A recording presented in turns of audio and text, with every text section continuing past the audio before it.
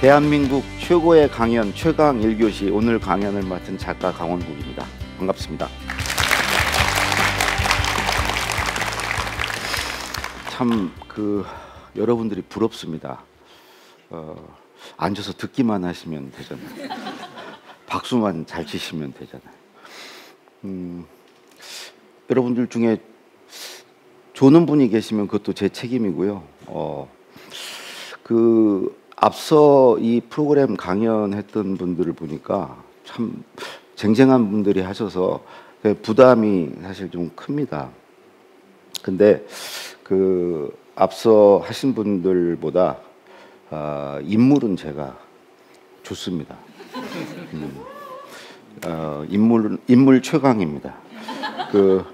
TV를 통해서 보시는 분들은 어떻게 보실지 모르겠는데 실물이 훨씬 낫죠. 네. 실물이 훨씬 낫다고 생각하고 보시면 됩니다. 네. 오늘 여러분께 말씀드릴 주제는 표현도 기술이다. 글쓰기와 말하기입니다. 왜 표현이 기술이라고 그랬냐? 저는 글쓰기 재능을 타고나지 못했어요. 말하기도 나이 50살 넘어서 말하기 시작했거든요. 근데 이제 평생 한 27년 동안 글 쓰는 일을 했어요. 그것도 남의 글을 쓰는 일을 했거든요. 그러면서 제가 이런 방법이 있구나 이렇게 깨달은 방법들이 있어요. 일종의 기술이죠. 그래서 저같이 이 재능을 타고나지 못하신 분들, 또 뭐 독서를 많이 안 하신 분들도 오늘 이 강의를 들으면 저런 방법이 있구나, 저렇게 하면 되겠구나, 이런 걸 알게 되실 겁니다.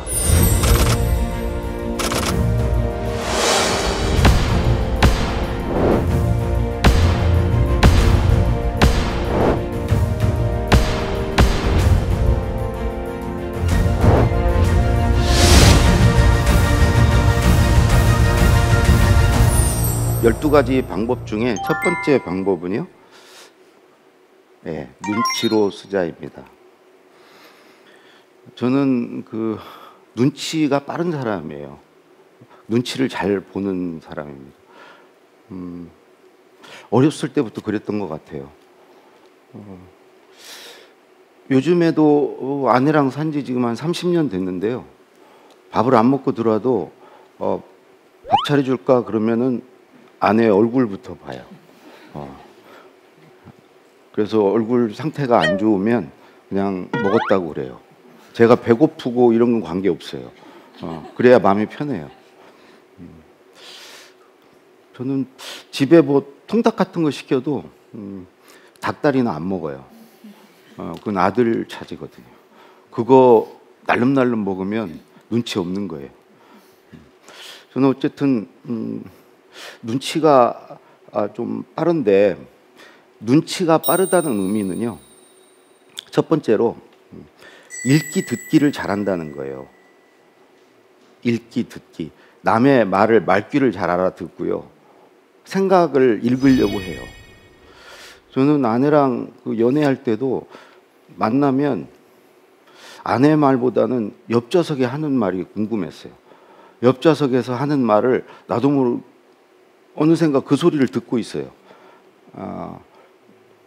그래서 나중에 조직에 가서도 글을 쓰는데 윗분이 이렇게 써라 그러면 그렇게 말하는 의도라든가 목적이라든가 취지라든가 배경이라든가 맥락이라든가 이런 걸 잘 읽어내는 것 같아요. 그래서 윗분이 그거 있잖아, 그거 옛날에 그 얘기한 거 있지, 그거 가지고 간단하게 그렇게 써. 그러면 그러고 나서 그걸 찾아내려고 해요. 그리고 눈치가 빠르다는 건요, 읽기 듣기 능력만 있는 게 아니고 나한테 말한 사람에 대해서 그걸 맞춰주려고 해요. 내가 하고 싶은 말을 하는 게 아니고 저 사람이 무슨 말을 하고 싶을까, 그걸 읽어내려고 하는 거죠. 그리고 그렇게 하는 이유는 칭찬받으려고, 잘했다는 소리 들으려고, 안 혼나려고, 끊임없이 눈치를 보는 거예요. 잘 맞춰주려고 하는 거예요. 내가 그냥 나답게 사는 게 아니고 상대에게 나를 맞춰줘서 그 사람에게 좋은 평가를 받으려고 노력하는 거죠. 계속 그러다 보니까 남의 글을 쓸 수 있더라고요. 그러니까 눈치가 빠르다는 것은 그런 점에서 어떤 면에서 그 관찰력이 있고 공감력이 있다고도 할 수 있어요. 그렇게 봐야 사람의 마음을 읽으려고 해야 내가 맞춰줄 수 있으니까. 계속 저는 이제 그 글을 쓴 게 아니고 말을 듣고 생각을 읽은 거죠.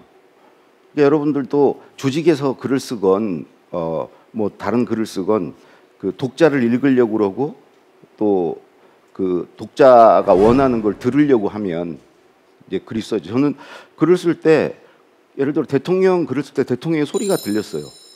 이렇게 쓰고 있으면 대통령이 됐고 우리 결론이 뭡니까? 하거나 아니면 쓰고 있으면 다짜고짜 무슨 말이에요? 천천히 좀 얘기해 보세요. 이런 소리가 들리는 거죠. 그게 이제 눈치로 쓰는 겁니다. 방법은 유심히 그 사람의 말을 듣고 그 사람을 보는 거예요. 유심히 보는 거죠. 그냥 여벌로 보지 않고 유심히 보고 귀담아 듣고 직장에서 글을 쓰건 어디서 글을 쓰건 이게 이제 제가 말하는 첫 번째 눈치로 쓰자고요. 근데 문제는 눈치로 계속 쓰면요 정신 건강에는 안 좋습니다. 너무 스트레스를 받기 때문에 거의 그 사람의 빙이 돼서 쓰거든요. 내가 아니고 그 사람에게 맞춰줘야 되기 때문에 그 사람이 돼요. 그 사람과 같이 생각하고 그 사람이 하고 싶은 말을 찾아내고 이런 거기 때문에 별로 제가 권하고 싶은 방법은 아닙니다. 말해보고 써보세요. 저는 요즘에 그 기고문을 이제 연재를 하고 하는데 그 연재를 할 기고문 내용에 대해서 늘 아내에게 먼저 말해봐요. 집에서 말하면 안 듣죠. 근데 일주일에 한 번 정도는 차 탈 일이 있거든요. 차를 타고 가면서 이번 주에 내가 이런 주제로 글을 쓰고 싶은데 한번 들어봐. 말이 되는지 재밌는지. 그래서 말을 해봐요. 보통 뭐 차를 타면은 최소 30분, 40분, 1시간 가까이 타야 되니까 오가며 계속 말을 해보는 거죠. 근데 말을 해보고 쓰면서 제가 알게 된 거는 말을 하면은 생각이 나요.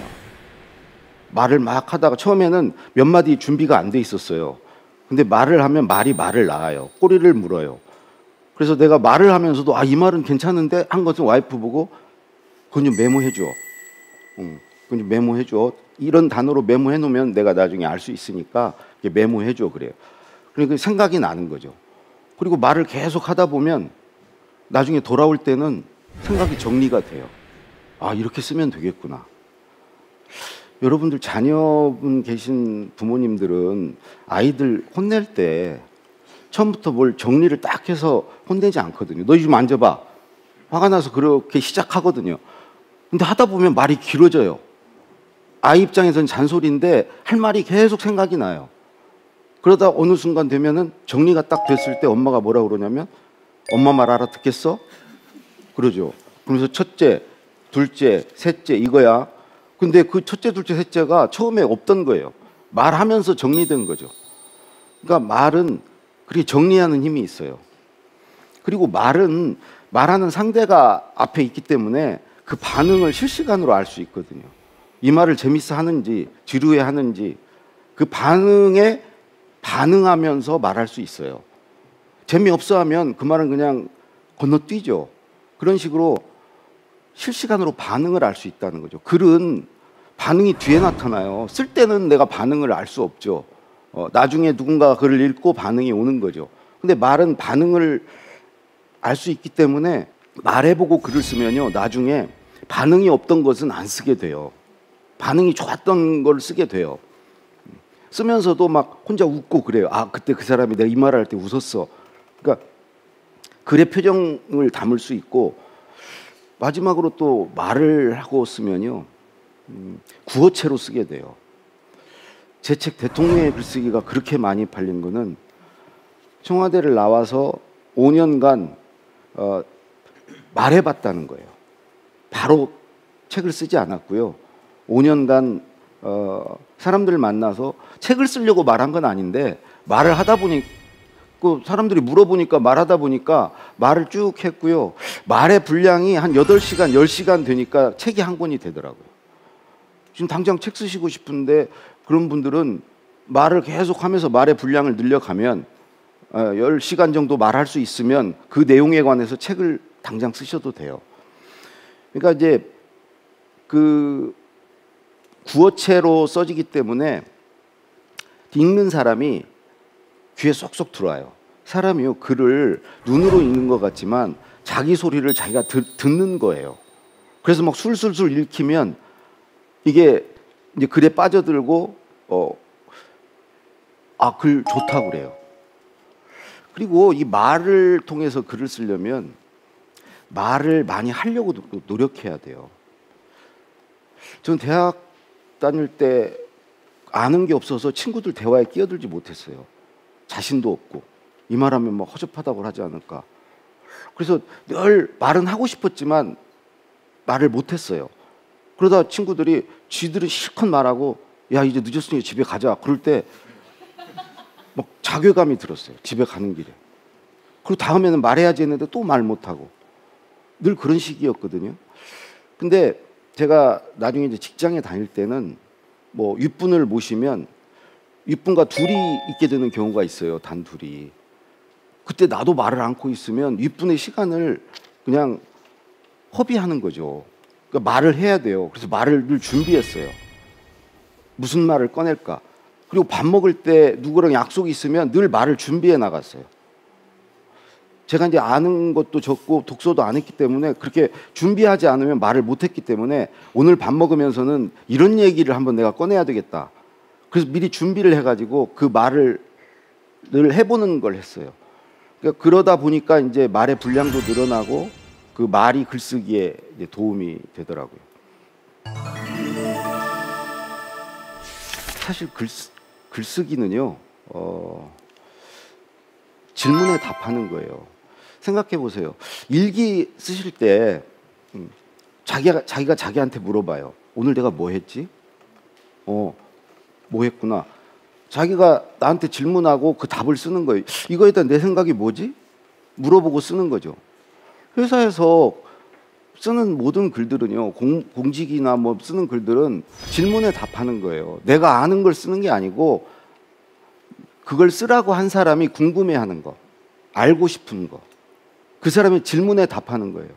야, 그 현황이 좀 어떻게 되냐? 그거 뭐 문제 없냐? 그럼 어떻게 해야 돼? 뭐 아이디어 있어? 이런 질문에 답하는 거라고요. 그러니까 질문지를 작성할 수 있으면 글을 잘 쓸 수 있는 거죠. 그러니까 글을 쓰기 전에 저는 예를 들어 어떤 사안에 관해서 뭘 글을 써야 된다. 그러면 그것에 관해서 뭘 궁금해할까? 뭘 알고 싶어 할까? 그러니까 가려운 데를 긁어줘야 돼요. 되게 등 누구 보고 긁어달라고 그럴 때 그 오른쪽 아래 그래 거기 그거잖아요. 근데 보통 그 질문을 하지 않고 그 궁금한 거하고 관계없이 사람들이 궁금한 거 관계없이 내가 쓰고 싶은 걸 쓰면 가려운 데를 긁는 게 아니죠. 예를 들어서 내 자서전을 쓰고 싶다. 자기에 대해서 질문 100개만 해보세요. 질문지 100개만 만들어 보세요. 내 인생에 가장 영향을 끼친 사람은 누군가? 내 인생의 변곡점은 언제였나? 이 질문을 할 수 있잖아요. 그리고 그 질문에 대한 답은 나밖에 못 하잖아요. 그 질문을 해보고 글을 써라. 누군가 이제 어떤 글을 쓰라고 그러면 저 사람이 궁금해하는 게 뭘까? 뭘 알려주면 저 사람이 맞아, 바로 그거야 라고 할까? 요즘 세상은요, 그 답을 찾는 건 어렵지 않아요. 그러니까 문제를 푸는 사람이 필요한 게 아니고 문제를 내는 사람, 답하는 사람이 아니고 질문하는 사람이 필요해요. 왜 그러냐면 인터넷 뭐 검색하고 하면은 답은 다 있거든요. 다 풀 수 있어요. 근데 이제 문제 내는 사람, 질문하는 사람이 결국은 창의적인 사람인데 이제 그런 사람이 저는 많아져야 된다고 생각해요. 글쓰기는 항상 독자가 있는 거죠. 일기도요. 미래의 내가 그 글의 독자예요. 언젠가 읽어보려고 쓰는 거거든요. 그러니까 모든 글은 이제 독자가 있는데 중요한 것은 글을 잘 쓰려면요. 독자를 위해서 써야 돼요. 독자에게 도움을 주려고 써야 돼요. 독자를 위하는 마음이 있어야 된다고요. 이런 강연도 말하는 것도 그런데요. 말하는 것도 내 말을 듣는 사람에게 뭔가 도움을 주려는 그런 간절한 마음이 있을 때 말을 잘하죠. 그런 마음이 있는 사람은 첫 번째 그런 말을 찾으려고 하죠. 그런 내용을 뭘 줬을 때 이 사람이 도움이 될까? 고마워할까? 예를 들어서 제가 글쓰기에 관해서 글을 쓰고 말을 한다. 그럼 저는 세 가지를 주려고 그래요. 첫 번째는 글 쓰는 팁, 글 쓰는 방법. 두 번째는 글쓰기 자신감. 내 말을 듣고 내 글을 읽고 나면 아 그래? 그런 방법이 있어? 나도 쓸 수 있겠네. 별거 아니네. 이런 자신감. 세 번째는 글을 쓰고 싶은 마음. 그래 나도 한번 써보자. 이런 것을 내 강의나 글을 읽고 세 가지를 가져갔으면 하는 마음으로 말하고 글을 써요. 근데 거기에 집중하면 글이 써져요. 그런 간절한 마음이 있으면. 그리고 독자가 그걸 알아요. 아, 이 사람이 나에게 뭔가를 주려고 하는구나. 고마워해요. 그러니까 예를 들어서 강의를 막 벌벌 떨고 막 버벅거려도 그런 마음이 읽히면 나를 위해서 지금 뭔가를 주려고 하는데 저 사람이 지금 저게 잘 안 되는구나. 그러면 오히려 더 감동받아요. 더 진정성을 느껴요. 더 귀담아서 들으려고 그래요. 그러니까 결국은 그 독자를 위하는 마음이거든요.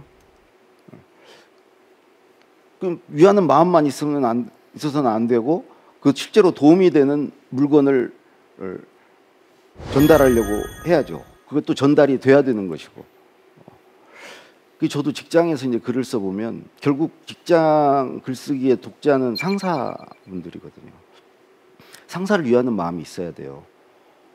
이분이 내 보고서 들고 더 위에 올라가서 윗분한테 안 혼나게 해드려야 되겠다. 칭찬 좀 받게 해드려야 되겠다.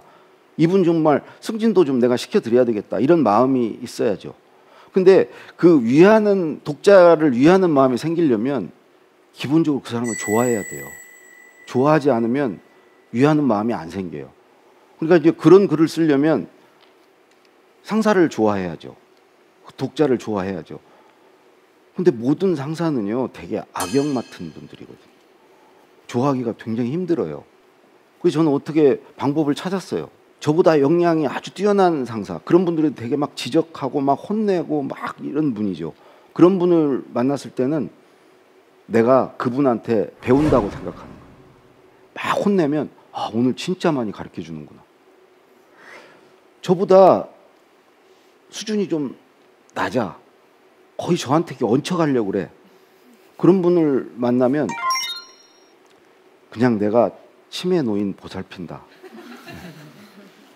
내가 똥 치워준다. 치워주는 사람이 강자다.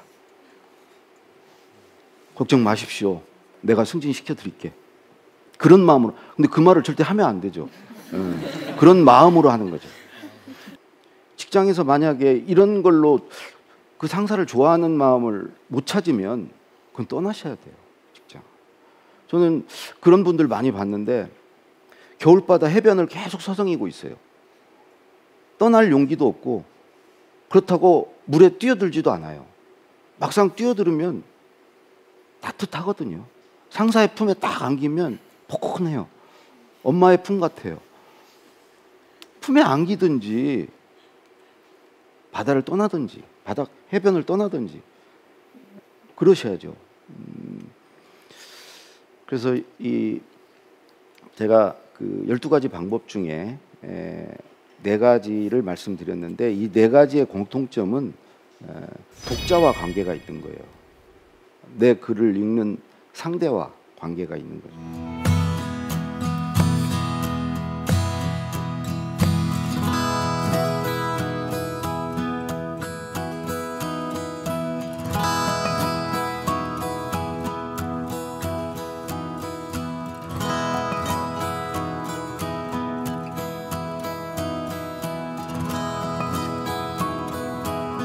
저는 목차 독서는 많이 않는데요.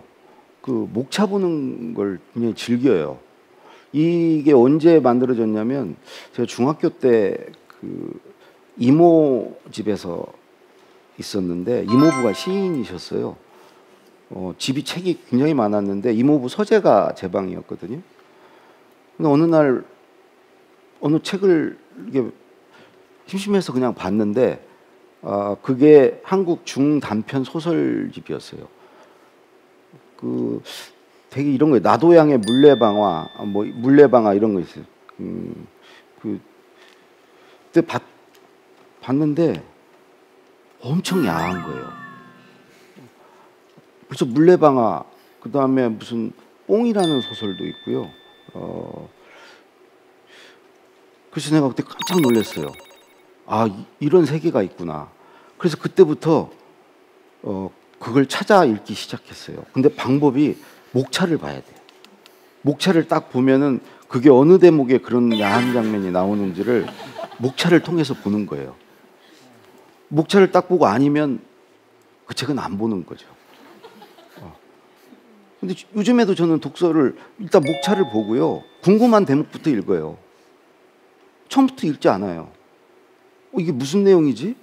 그래서 그 내용을 찾아서 읽고 앞이 궁금하면 앞에 읽고 뒤가 궁금하면 뒤를 읽어요. 더 이상 안 궁금하면 안 읽어요.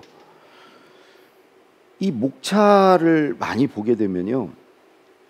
이 글을 구성하는 힘이 생겨요. 모든 글에는요. 중간 제목이라는 게 있어요. 생각해 보세요. 뭐 독후감도 뭐 저자 소개라든가 뭐 줄거리 요약이라든가 느낀 점이라든가 뭐 일기도 오늘 한 일이 있고 그거에 대한 느낀 점이 있고 또는 다짐이 있고 그러니까 어찌 보면 이 중간 제목 글의 목차라는 것은 글의 소재이기도 해요. 소재.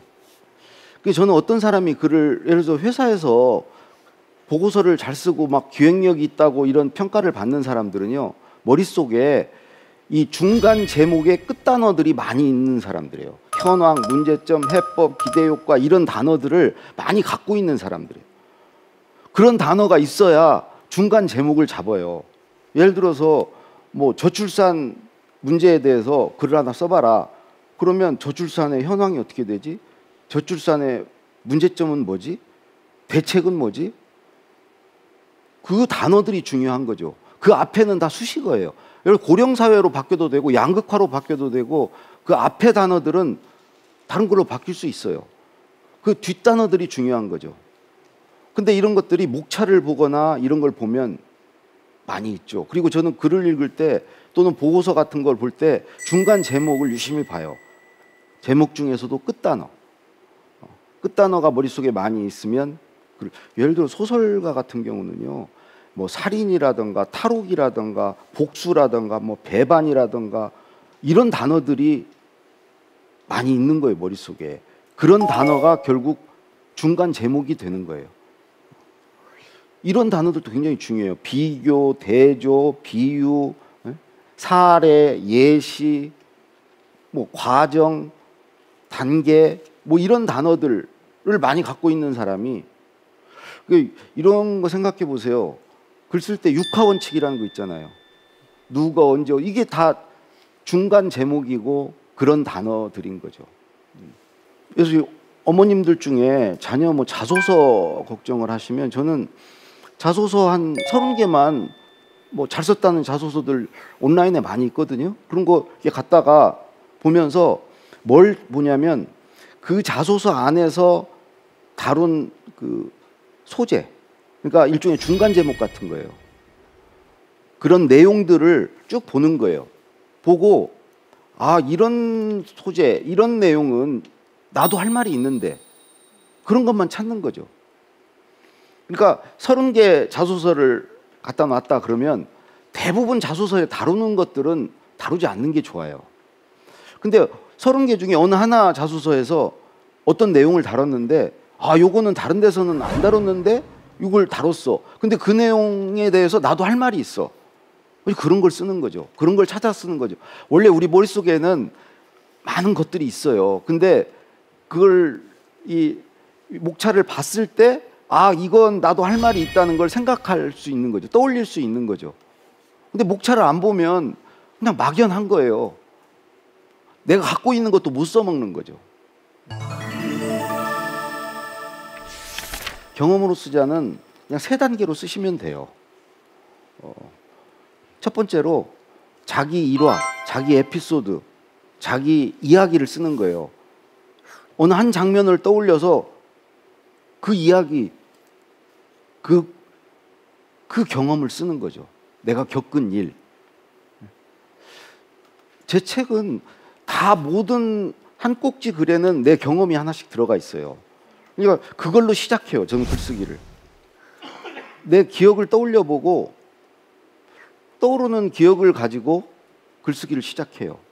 내가 옛날에 이런 일이 있었는데, 이런 걸 느꼈는데, 그 장면을 떠올리는 거죠. 첫 번째로 그 자기 일화나 에피소드를 쓴다. 이야기는요, 다 재밌어요. 두 번째로는 그렇게 자기 이야기만 쓰는 데서 그치면 사람들이 그래요. 그래서 뭐? 이게 무슨 의미인데? 재밌긴 한데 그래서 왜 이야기를 하는데 나한테 이래요. 그래서 두 번째 필요한 게 의미예요. 의미. 자기가 그 경험을 하면서 느꼈던 거, 깨달은 거, 알게 된 거, 그 경험에서 얻은 교훈, 뭐 시사점, 그걸 써주는 거예요. 내가 이런 일을 했다. 근데 여기서 내가 뭘 알게 됐다. 뭘 깨달았다. 그게 이제 의미에 해당하죠. 모든 기억나는 자기 경험은요, 다 의미가 있어요. 의미가 없는 것은 기억이 안 나요. 의미가 있었기 때문에 머릿속에 기억에 남는 거예요. 예를 들어서 뭐 아침에 신발 신고 문을 열고 나가고 이런 것들은 기억이 없어요. 그건 일상이거든요. 이게 뭔가 기억에 남는 것은 거기서 내가 뭔가 알게 됐거나 느꼈던 게 있는 거죠. 그걸 찾아서 쓰면 돼요. 그 의미를. 예를 들어서 대통령한테 혼났다. 그건 일화죠. 이야기예요. 근데 왜 혼났냐? 글을 너무 장황해서 혼났다. 그럼 내가 깨달은 것은 아, 글은 간결하게 써야 되는구나. 이게 되는 거죠. 그걸 붙여줘야 되는 거예요. 근데 여기서 이제 자기 이야기를 하고 의미를 다는데 갖다 주면요. 그 당신 얘긴데? 그걸 내가 왜 읽어야 돼? 그때 필요한 게 세 번째예요. 이거 당신한테도 해당되는 얘기야. 그래서 내 경험을 일반화해 줄 필요가 있어요. 그 일반화해 주는 방법은 인용이에요. 인용. 나만 이런 경험을 한 거 아니고 누구도 이런 경험을 했고 우리가 아는 사람 해야죠. 유명한 사람. 해밍웨이도 글을 간결하게 쓰라고 그랬어. 조지 오웰도 이런 방법으로 간결하게 쓰라고 그래서 그 인용을 붙여주는 거죠. 그러면 이제 경험으로 쓰기가 완성이 되는 겁니다. 이것은 할 말이 많은 사람, 생각이 많은 분들은 이 방식을 한번 써보세요. 생각이 많아도요, 글쓰기가 어려워요. 왜 그러냐면 글쓰기는 실타래를 푸는 일이거든요. 생각이 많다는 것은 엉킨 실타래가 크다는 거예요. 그걸 실마리를 잡아서 풀어내기가 사실 더 힘들어요. 예를 들어 방안이 막 어지럽혀 있으면 내가 찾고 싶은 물건을 찾기가 더 어려운 거예요. 그러니까 이 생각이 많은 사람, 생각이 복잡한 분들도 글쓰기가 어려운데 그런 분들이 쓸 수 있는 방법인데요. 머릿속에서 생각을 정리해서 쓰려고 하지 마시고요. 정리되지 않은 생각을 밖에다 쏟아내놓고 그걸 눈으로 보면서 정리하고 요약해서 글을 쓰시라는 거죠. 생각이 많으면 쏟아내는 게 많을 거 아니에요. 그거를 출력해가지고 합칠 거 합치고 뺄 거 빼고 앞으로 보낼 거 보내고 눈으로 보면서 정리하는, 보이지 않는 상태에서 머릿속에서 정리를 하려고 하지 마시고, 그런 분들이 앉아서 글을 쓰려고 그러면 글은 한 줄 한 줄씩 나와야 되거든요. 근데 생각이 많은 분들은 그 입구가 정체가 돼요. 그러니까 이걸 통째로 다 드러내놓고 눈으로 보면서 정리를 하시라는 거죠.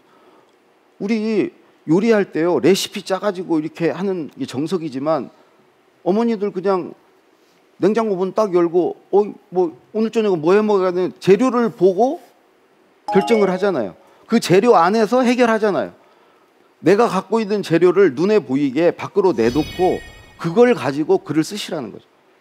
단 내놓은 게 별게 없으면, 양이 적으면 이 방법을 못 써요. 냉장고 열었는데 텅 비어 있어. 그럼 못 쓰는 거죠. 이 메모로 쓰자는 저 같은 사람이 이제 해당되는 건데요. 저는 쓸 말이 별로 없었어요. 쓸 말이 없는데 이제 나중에 책은 써야 되겠어. 강의는 해야 되겠어. 그래서 그걸 위해서 메모를 시작했어요. 그 블로그에 저는 그 블로그를 메모하는 용도로 썼거든요. 뭔 생각날 때마다 한 줄, 두 줄 이렇게 메모를 하던 거죠. 메모를 해서 그걸 가지고 강의도 하고 쭉 하다 보니까 그게 한 1700개가 되니까 나도 모르게 내 뇌가 야 이제 책 쓸 준비가 됐어. 책 한번 써봐. 책을 쓰고 싶은 마음이 생기고 쓸 수 있을 것 같아요. 그 조각이 만들어지니까. 그러니까 제가 그때 느낀 건 글쓰기라는 것은 그 조각을 만드는 시간이 아니에요. 글을 쓰는 시간은 이미 만들어져 있는 조각을 맞추는 시간이에요. 조각이 없으면 못 쓰는 거예요. 레고 블록 조각 많이 갖다 주면 애들이 그걸로 집도 짓고 자동차도 만들고 다 해요. 조각만 있으면, 조각의 양이 많으면, 다양한 형태의 조각들이 있으면 그걸 가지고 다 할 수 있는 거예요. 조각이 없으면 아무것도 만들지 못해요. 근데 이 조각은 글을 써야 되는 시간에 만들려고 그러면 못 만들어요. 평소에 만들어 놔야 돼요. 그 만드는 방법이 메모예요. 메모하는 걸 습관을 들여야 돼요. 그 조각들을 나중에 글 쓰는데 써먹는 거예요. 또 말하는데 써먹는 거고. 예를 들어서 고기로 요리를 하는 요리사가 있다고 그러면, 물고기로 요리한다고 그러면 요리를 해야 될 때 고기를 잡으러 나가는 건 늦어요. 평소에 잡아놨던 고기를 가지고 요리를 하는 거죠. 근데 요리를 해야 될 때 고기를 잡으러 나가려면 그거는 불안하고 초조하고 그런 거예요. 고기가 잡힐까 안 잡힐까. 근데 평소에 요리를 할 필요가 없는데 고기를 잡는 일은 취미예요. 그냥 낚시 취미, 재미로 하는 거예요. 그렇게 잔뜩 모아뒀다가 요리를 해야 될 때 그중에 골라서 요걸 쓸까 저걸 쓸까 이런 상태로 글을 써야 된다고요. 그래서 글을 잘 쓰려면 반드시 메모를 습관화해야 된다. 메모하는 사람이 돼야 된다.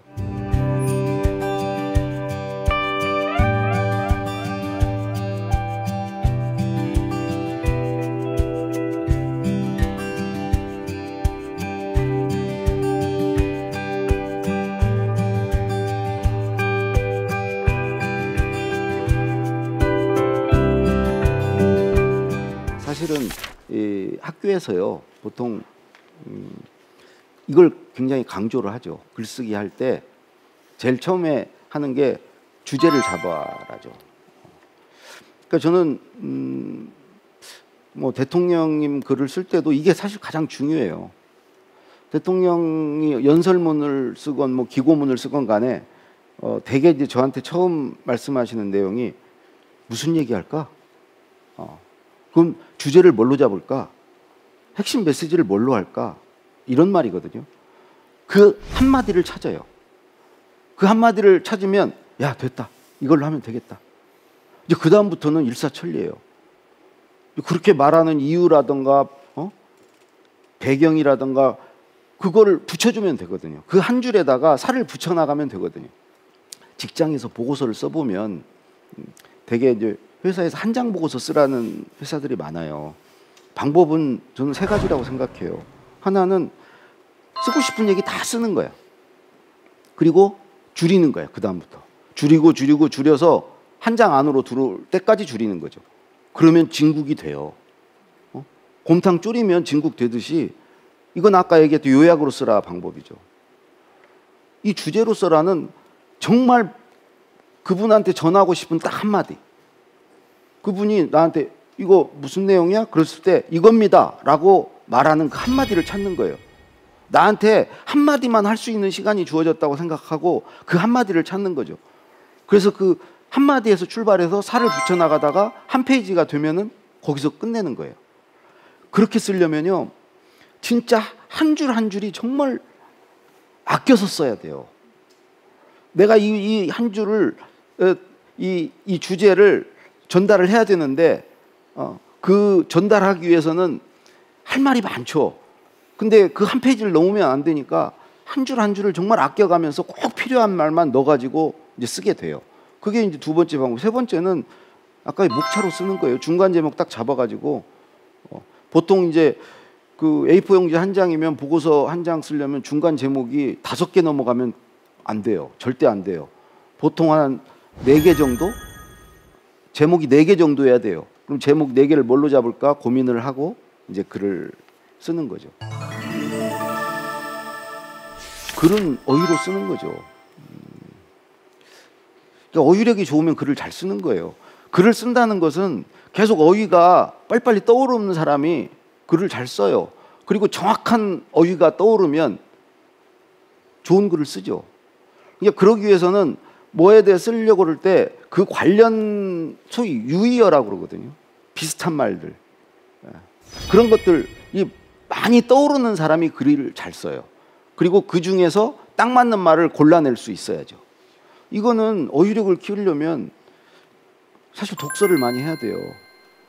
근데 이게 하루아침에 되는 게 아니잖아요. 그래서 제 방법이 있어요. 저는 글을 쓸 때 무조건 포털 사이트에 있는 국어 사전을 열어놓고 써요. 제가 생각난 단어 쓰지 않아요. 저는 저를 못 믿기 때문에. 제 어휘력을 믿지 않기 때문에 쳐봐요. 국어 사전 그 검색창에 쳐봐요. 쳐보면 유의어들이 쫙 떠요. 우리말이 어느 단어를 쳐봐도요, 거의 유의어가 없는 단어가 없어요. 대부분 있어요. 그 중에 더 맞는 단어가 있어요. 내가 어휘력이 부족하니까 떠올리진 못했지만 그 단어를 보면 알 수 있어요. 아, 맞다. 이걸로 쓰자. 그걸 고칠 때 기분이 너무 좋아요.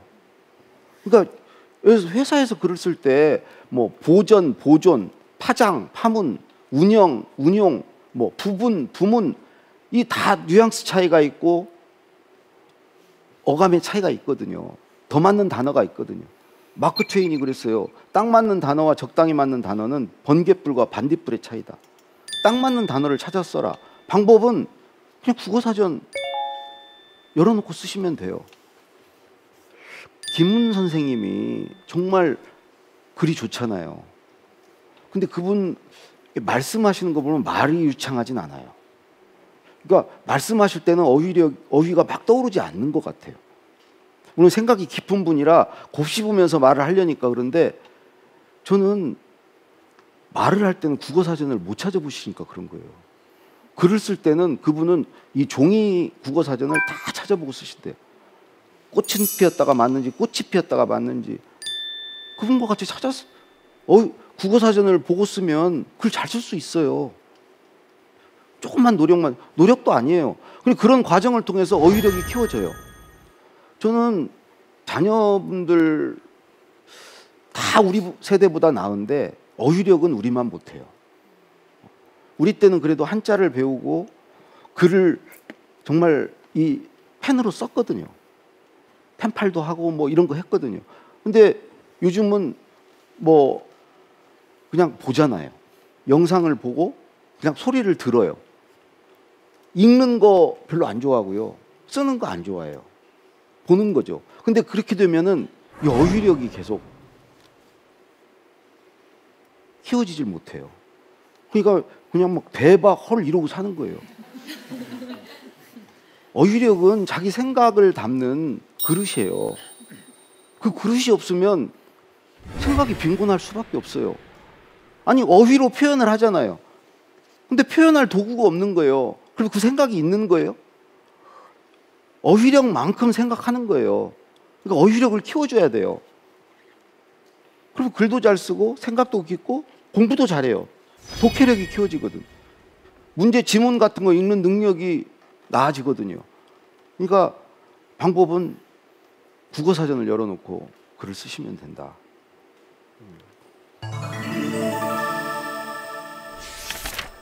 제가 그 미국에 가서 미국 뭐 유럽이나 이런 쪽 글 쓰는 걸 굉장히 강조하잖아요.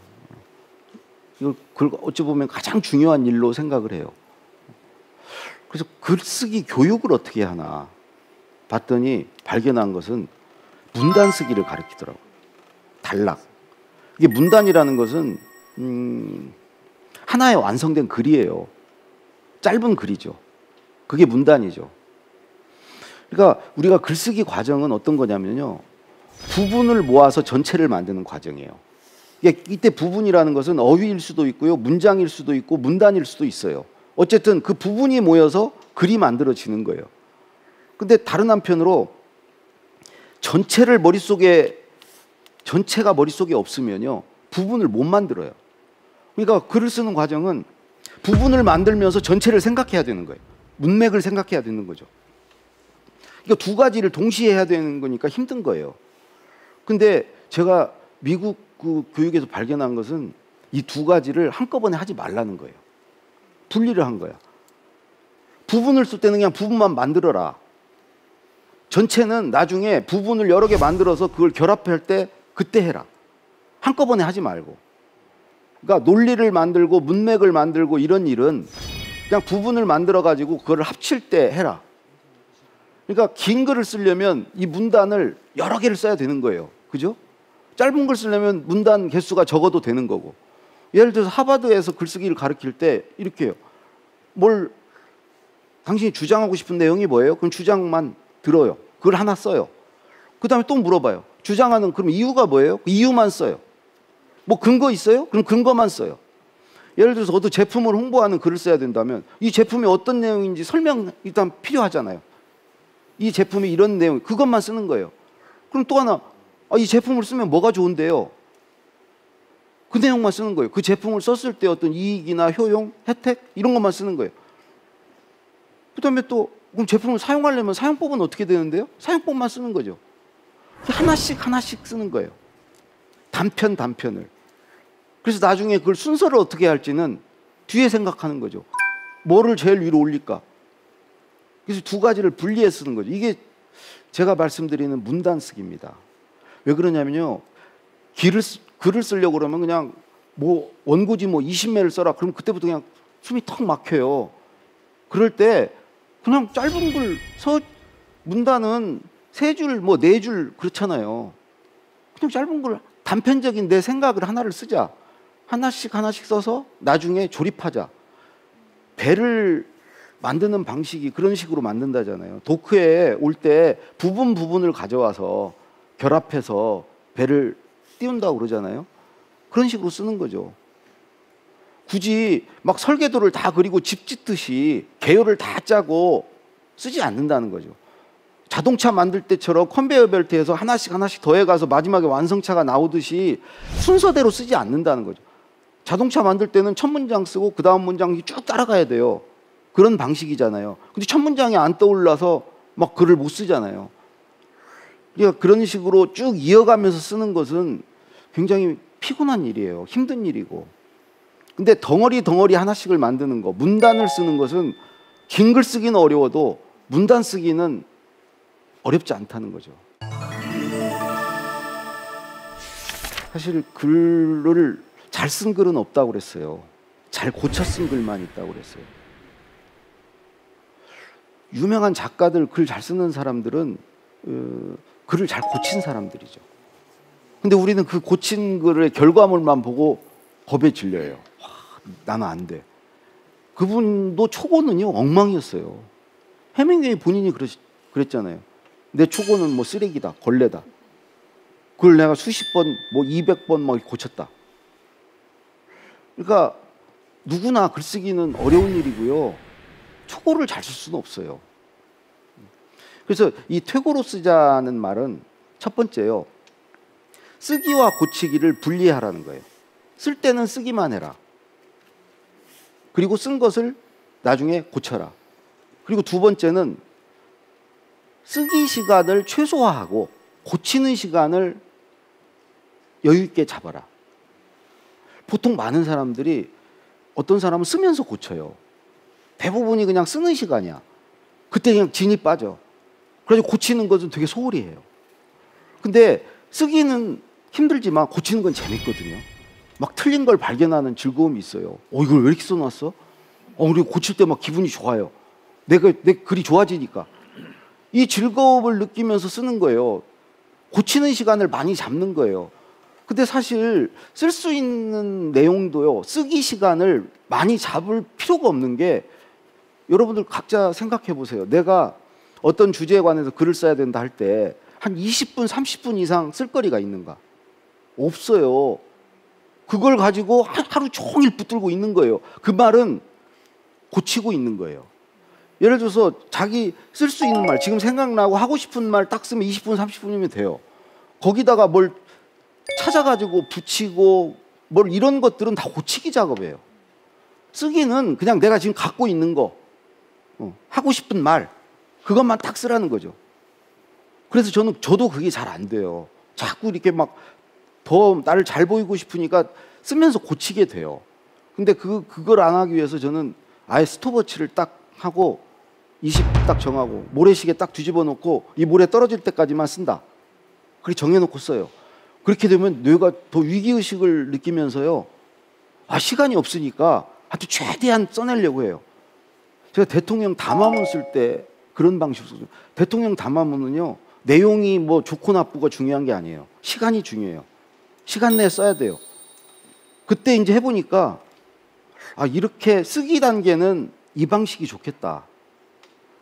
그리고 이제 시간이 남았잖아요. 남은 시간 내에 고치는 거죠. 그 초고가 허접하면 허접할수록 더 할 일이 남은 거예요. 올라갈 일만 남은 거예요. 이게 허접한 거 하나 써놓으시고 그걸 고치시라고요. 이게 근데 고칠 때 방법이 한 세 가지만 말씀드릴게요. 첫 번째는요, 여러 번 봐야 돼요. 이때 안 보이던 게 여기 보여요. 횟수가 중요해요. 두 번째는요, 목적의식을 가지고 봐야 돼요. 어휘를 바꿀 때는 어휘만 하나만, 사실관계를 고칠 때는 사실관계, 뭐 연도라든가 사람 이름이나 사실관계만, 문단을 볼 때는 문단만, 이 문단 하나가 완성된 글인가, 하나만 보는 거예요. 그러니까 한 번에 하나씩.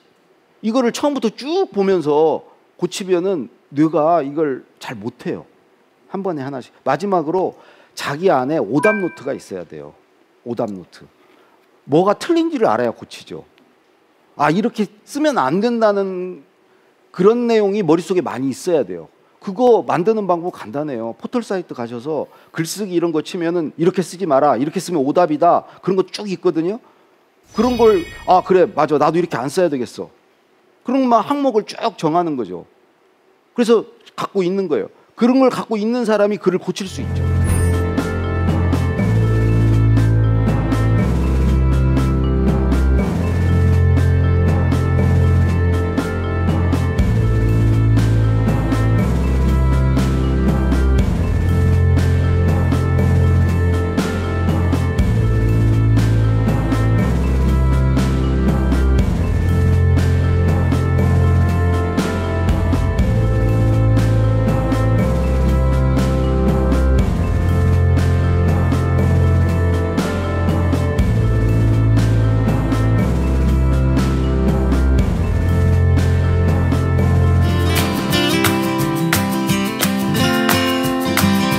말해보고 쓰면 좋은 점이 무엇일까? 본인이 생각할 때 내가 이렇게 말해보고 쓰니까 좋더라, 이런 거 얘기하셔도 되거든요. 예, 말씀하시죠. 네, 안녕하세요. 저는 동아대학교 다우미디어센터 방송편성국에서 온 김민지라고 합니다. 제가 생각하기에는 아까 말씀하신 것처럼 생각 정리를 할 수 있지 않을까 생각을 합니다. 예. 네, 생각을 하게 되면 일단 먼저 머릿속에 기억에 잘 남게 되고, 예. 또 불필요한 내용을 좀 줄일 수 있다고 생각을 하게 되거든요. 예를 들어서 저희가 발표를 하게 되면 대본을 작성을 하잖아요. 그럴 때도 대본을 글로 먼저 작성하는 것과는 좀 차이가 있다고 생각을 하거든요.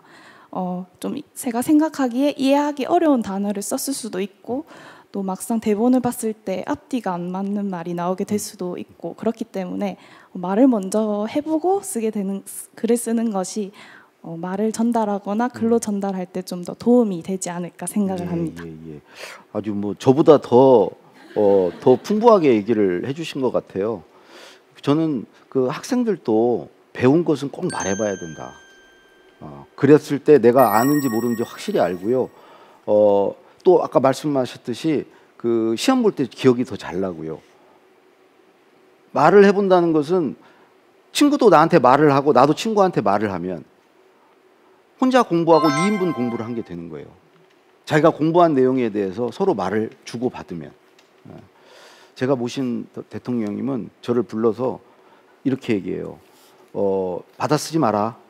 받아 쓰면 내가 부담돼서 말이 안 나오니까 그냥 들어. 그렇게 해서 말씀을 그냥 듣기만 해요. 그러면 어느 순간에 대통령께서 지금부터는 잘 받았어라 그래요. 머릿속에 정리가 되신 거예요. 그때 받았으면 글이에요. 말이 아니고. 그러니까 그 전까지는 받았으라고 하기 전까지는 생각이에요. 생각. 글이 말이 아니고 생각이에요. 말로 생각하는 거예요. 이 얘기 저 얘기 해보는 거죠.